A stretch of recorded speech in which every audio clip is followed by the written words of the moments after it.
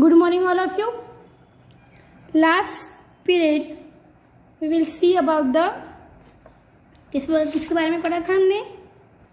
Breath, how to breath, है ना, हम किस तरह सांस लेते हैं इसके बारे में हमने पढ़ा. Now today we will see about the breathing in animals. Animal किस तरह सांस लेते हैं, how which organ they are use, वो कौन कौन से ऑर्गन यूज करते हैं ये हमें देखना है. Tell me first of all कि हम लोग जो ह्यूमन बींग्स है उसको सांस लेने के लिए कौन कौन से ऑर्गन जरूरी होते हैं. लास्ट पीरियड में हमने देखा था कौन कौन से ऑर्गन है वो. Yes, nostril, nasal cavity, windpipe, lungs and diaphragm. Okay, this main organ are involve in the breathing. इन ब्रेथिंग के लिए ये ऑर्गन जो है बहुत ही इन्वॉल्व होते हैं, यूजफुल होते हैं. Okay, now next topic is breathing in animal. इसके लिए क्या क्या रिस्पॉन्सिबल होता है, कौन कौन से ऑर्गन यूज होते हैं, ये सब हमें देखना है. Okay, now let's C.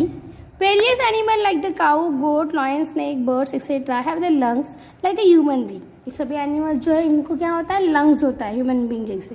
But what about other organisms, बाकी के ऑर्गेनिज्म जो है जैसे कि यहाँ पे काऊ, goat, lion, snake, birds etcetera दिया हुआ है, लेकिन अर्थवॉर्म है, फ्रॉग है, कॉकरोच है, लीच है और स्नेल है. ये सारे जो ऑर्गेनिज्म है इनको तो लंग्स नहीं होता ना. फिर फिश है, इनको लंग्स नहीं होता. फिर ये लोग किस तरह ब्रीथिंग करते, ये हमें पता होना चाहिए, हमें पता करना है. इस लेसन में हमें फाइंड आउट करना है. तो हाउ डू दे ब्रेथ, किस तरह सांस लेते हैं ये हमें देखना है. First of all, first organism is the cockroach. We see about the cockroach. A cockroach has a small opening called the spiracles on either side of its body. cockroach को छोटू सा ओपनिंग होता है, दैट इज द स्पिरैकल. उसे क्या कहेंगे, स्पिरैकल. देखो आपको diagram में दिया हुआ है, डायग्राम जो है यहाँ पे दिया हुआ है. स्पिरैकल छोटू सा एक होल होता है उनके बैक साइड में, either side of the body के ऊपर साइड में. cockroach and other insects have a network of air tube called as the trachea for the exchange of gases. ये जो स्पिरैकल है, इस स्पिरैकल में एक ट्रैकिया होता है. जिस तरह हमारे बॉडी में हमारे लंग्स के अंदर ट्रैकिया होता है, उसी तरह यहाँ पे भी एक ट्रैकिया होता है. वो ट्रैकिया क्या करता है, एयर नेटवर्क, मतलब एयर को एक्सचेंज करने का काम करता है, इन आउट करने का काम करता है. Oxygen rich air enter the tracheal tube through the spiracle and diffuse into the body tissues. यहाँ पे क्या होता है, ये जो स्पिरैकल्स है ये एयर लेती है और वहाँ से कहाँ जाती है, ट्रैकियल ट्यूब में जाती है और बाकी के टिश्यूज तक वो एयर जो है, मतलब ऑक्सीजन जो है वो ट्रांसफर होता है. Similarly carbon dioxide from the cell goes into the tracheal tube and move out through the spiracles. उसी तरह जो कार्बन डाइऑक्साइड होते हैं वो सेल्स से निकलते हैं और ट्रैकियल ट्यूब से स्पिरैकल में आते हैं और कार्बन डाइऑक्साइड बाहर आता है. अंडरस्टैंड. इसमें सबसे मोस्ट इंपॉर्टेंट क्या है, स्पिरैकल एंड ट्रैकिया. कौन से ऑर्गन है, उनके बैक साइड में जो है आइदर साइड में, बॉडी के आइदर साइड में स्पिरैकल होता है. और उसी तरह कॉकरोच, कोई भी अदर इंसेक्ट, जितने भी इंसेक्ट्स है उसमें ट्रैकियल ट्यूब भी होता है. स्पिरैकल से सांस लेते हैं, ट्रैकियल ट्यूब में जाते हैं और ट्रैकियल ट्यूब से हर एक सेल्स में जाता है और सेल्स में जो कार्बन डाइऑक्साइड बनता है डिफ्यूज होता है ऑक्सीजन और वहाँ से कार्बन डाइऑक्साइड बनता है. वही कार्बन डाइऑक्साइड ट्रैकियल ट्यूब में आता है और वहाँ से स्पिरैकल से बाहर निकलता है. The next is the earthworm. Next क्या है हमारा, अर्थवॉर्म. देखिए, earthworm and the leech breathe through their skin. Leech पता है सभी को. Leech means that is the शेमड़ी, मैंने ना शेमड़ी जो एक होती है इंसेक्ट जो ऐसे क्रॉल ही करता है और अपने पीछे छोटा सा एक सब्सटेंस छोड़ के आता है, that is the leech. Okay, earthworm and leech breathe through a air skin. ये जो लोग हैं किससे ब्रेथ करते हैं, स्किन के through. The skin of the earthworm is moist, slimy and has the numerous blooded capillaries. Earthworm की जो स्किन होती है बहुत ही सॉफ्ट होती है, मॉइस्ट होती है. अभी कभी हाथ लगा के देखा हो गया है क्या आपने अर्थवॉर्म को हाथ लगा के देखिए तो बहुत ही मॉइस्ट, मतलब गीला गीला होता है. स्लिमी मीन्स स्लीपरी होता है एंड न्यूमरस ब्लड कैपिलरीज, बहुत सारी ब्लड कैपिलरीज होती है उसमें. This type of skin with the large number of capillaries is called as the highly vascular. ये जो टाइप की स्किन जो होती है ये बहुत ज़्यादा ही वस्कुलर होती है, मतलब मसल्स फुल होती है. The exchange of oxygen and carbon dioxide occur between the air and blood in the skin. The exchange of oxygen and carbon dioxide exchange करना, ये जो काम करता है कौन करता है उसमें? स्किन ही करती है. मतलब ब्रीथिंग करना, सांस लेने का काम कौन करता है यहाँ पे? स्किन करती है. दो frog have a pair of lungs like the human being. Frog जो है उसको भी क्या होता है? लंग्स होता है. लेकिन फिर भी जब वो बाहर होता है, मतलब पानी के बाहर होता है, तो वो लंग्स के थ्रू ब्रीथिंग करता है. But when they are in water में होता है, they can also breathe through the skin से भी करता है और लंग्स से भी ब्रीथिंग करता है. लेकिन जब वो पानी में होता है तो वो स्किन से करता है, और जब बाहर होता है तो वो लंग्स के करता है. That's why the skin of the frog is slippery. इसीलिए फ्रॉग की स्किन जो है वो क्या होती है? स्लीपरी होती है. Now next is the fish.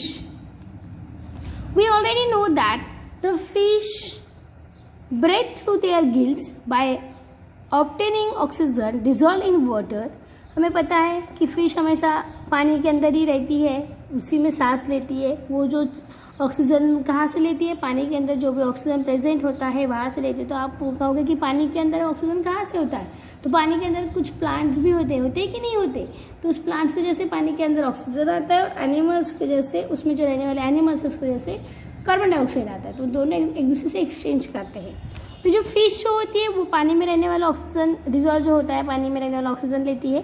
Gills are projection of skin. Gills जो है वो स्किन से अटैच होती है. ये जो गिल्स है मतलब इट मीन्स फिश जो होती है किसके थ्रू सांस लेती है? गिल्स के थ्रू. गिल्स कहाँ होती है? स्किन से अटैच होती है. They have network of blood capillaries. उसमें बहुत सारी ब्लड कैपिलरीज होती है छोटी छोटी. The dissolve oxygen in water diffuse in the blood capillary. जो भी वाटर में रहने वाला ऑक्सीजन है वो इस ब्लड कैपिलरीज में आके डिजॉल्व हो जाता है, मिक्स हो जाता है oxygen. And carbon dioxide diffuse in the water, और इसी में से कार्बन डाइऑक्साइड वाटर में छोड़ देते हैं. अंडरस्टैंड? इसमें सबसे मेन जो पार्ट है हमें ये देखना है कि कॉकरोच स्पिरैकल के थ्रू एंड ट्रैकियल ट्यूब के थ्रू ब्रीथिंग करता है. अर्थवर्म एंड लीच जो है स्किन के थ्रू करती है. फ्रॉग्स लंग्स एंड स्किन दोनों के थ्रू करता है. एंड फिश गिल्स के थ्रू करता है. ये मोस्ट इंपॉर्टेंट चीज़ें है. Okay, understand? Now next is the respiration in plant. Do you know about that? हम लोगों ने इसके पहले वाले लेसन में भी पढ़ा था कि प्लांट्स भी रेस्पायर करता है कि नहीं? वो क्या करता है? कार्बन डाइऑक्साइड लेता है और ऑक्सीजन छोड़ता है. किसके थ्रू लेता है वो carbon dioxide? Yes, very good. किसके थ्रू लेता है? स्टोमेटा के थ्रू. किसके थ्रू लेता है? स्टोमेटा. जो स्टोमेटा मीन्स स्टोमेटा कहाँ प्रेजेंट होता है? लीव्स. कहाँ प्रेजेंट होता है? लीफ. उसकी जो लीफ है उस लीफ में स्टोमेटा प्रेजेंट होता है. उसके थ्रू ये कार्बन डाइऑक्साइड लेता है, ऑक्सीजन छोड़ता है. कार्बन डाइऑक्साइड किस लिए लेता है? फॉर प्रिपेयरिंग देयर फूड खाना बनाने के लिए. We have already learn that like other living organism plant also respire. Plant also take in oxygen from the air and give out the carbon dioxide. You know that oxygen लेता है. Plant also take in oxygen in the air and give out the carbon dioxide in the cell. No, it's wrong. Plants take carbon dioxide and give out the oxygen. ऐसे चाहिए. Line जो है हमारी यहाँ पे जो दी है वो क्या है? रॉन्ग है. रॉन्ग है ये. Okay, plant take in oxygen नहीं, plant take in carbon dioxide and give out the oxygen. ऐसे चाहिए. Give out the oxygen and take the carbon dioxide. Okay, in the cell, oxygen is used to break down the glucose into the carbon dioxide and water. Carbon यहाँ पे पूरा ये जो है ना गलत दिया हुआ है पैराग्राफ आपको. यहाँ पे क्या होता है? जो कार्बन डाइऑक्साइड होता है वो ब्रेक डाउन होता है, उससे वाटर एंड ऑक्सीजन बनता है. वाटर एंड ऑक्सीजन बनता है. ओके, ये प्लांट का पैराग्राफ जो है रॉन्ग दिया हुआ है यहाँ पे इस टेक्स्ट बुक में.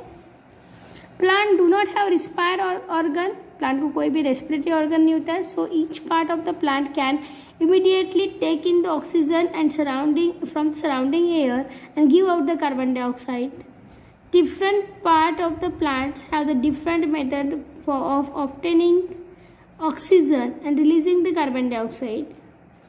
The leaves have the tiny pores called as stomata through the exchange of gases.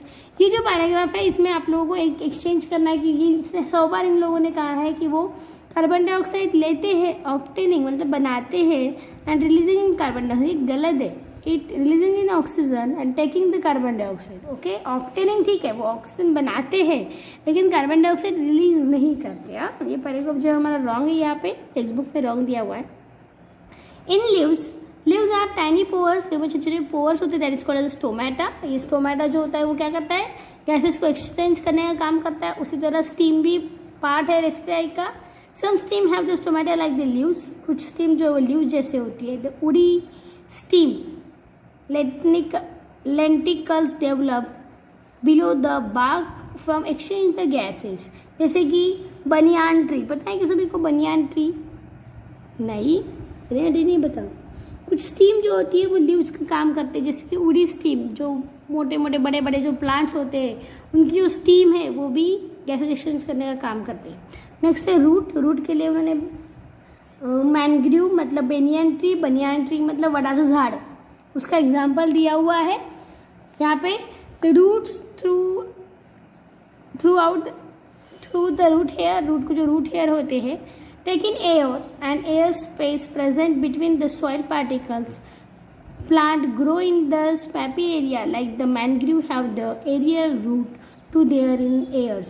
मतलब आप लोगों ने बेनियान ट्री देखा होगा, मतलब बड़ा सा झाड़ अगर आपने देखा होगा तो उसमें क्या होता है, वो रूट ऊपर से नीचे आती है ना, नीचे भी होती है ज़मीन के अंदर, लेकिन कुछ प्लांट्स के ऊपर भी आते हैं, तो वो एयर में होती है प्रेजेंट, इसीलिए वो बाहर एयर गैस जो है वो एक्सचेंज करने का काम करती है. अंडरस्टैंड? सभी को समझ में आया? इसमें ये जो पैराग्राफ है थोड़ा सा रॉन्ग दिया हुआ है, बाकी हमारा लेसन बहुत ही इजी है. I think so you all it understand. अब मुझे लगता है कि आप सभी को समझ में आ गया होगा और आना ही चाहिए. ओके, सो टुडे मतलब आज ही मैं आप लोगों को इसके जो मल्टीपल क्वेश्चन है ये सेंड करने वाली हूँ, और नेक्स्ट डे मतलब कल हमारे क्वेश्चन आंसर्स का हमारा पीरियड भी नहीं है, फिर भी मैं आप लोगों को ये जो है वो सेंड करने वाली हूँ.